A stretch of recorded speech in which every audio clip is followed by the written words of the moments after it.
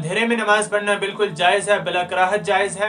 इस वीडियो में हम इसी के ऊपर बात करेंगे कि क्या हम अंधेरे में नमाज पढ़ सकते हैं या नहीं पढ़ सकते, तो बने रहें वीडियो के आखिर तक। अस्सलामु अलैकुम वरहमतुल्लाहि वबरकातुहू। मोहतरम नाज़रीन, मेरे चैनल में आपका खैर मक़दम। उम्मीद करता हूँ कि आप सब खैर वाफियत से होंगे।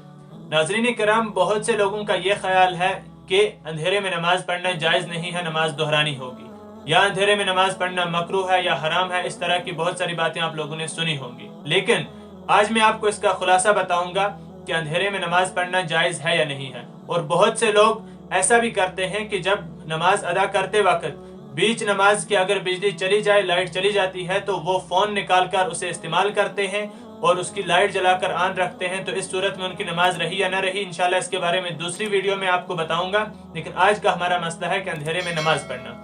नाज़रीन किराम, अंधेरे में नमाज पढ़ना बिल्कुल दुरुस्त है, लेकिन अगर हम रोशनी जलाकर नमाज पढ़ेंगे तो वो उससे ज्यादा बेहतर है।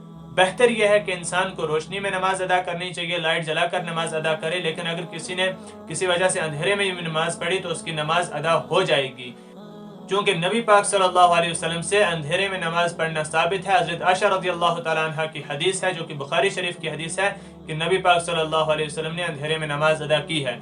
अब जो लोग ये कहते हैं कि अंधेरे में नमाज पढ़ना जायज़ नहीं है या हराम है या मकरूह है, तो उनकी ये बिल्कुल बेबुनियादी बात है।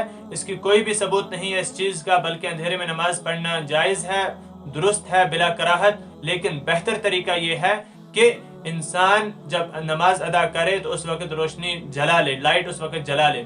और कुछ लोग यहाँ तक कि ऐसा भी कर लेते हैं कि अगर दौरान नमाज लाइट चली जाए तो वो जेब से मोबाइल या टार्च निकाल कर उससे जला देते हैं।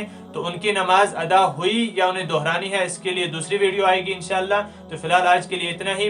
अगर आपको वीडियो अच्छा लगा हो तो सदका जारिया के तौर पर दूसरे लोगों तक भी शेयर करें जो इस मसले से नावाकिफ हैं। इंशाअल्लाह तबारक व तआला दूसरी वीडियो में इसकी तफसीली बात होगी कि जो लोग ऐसी हरकत करते हैं कि नमाज के दौरान मोबाइल निकाल कर उसकी लाइट जलाते हैं, तो उसके ऊपर तफसीली बात उस वक्त होगी। आज के लिए इतना ही। चैनल पर अगर नए हैं तो सब्सक्राइब करें। मिलते हैं अगले वीडियो में, तब तक के लिए अल्लाह हाफिज़। अस्सलामु अलैकुम वरहमतुल्लाहि वबरकातुहू।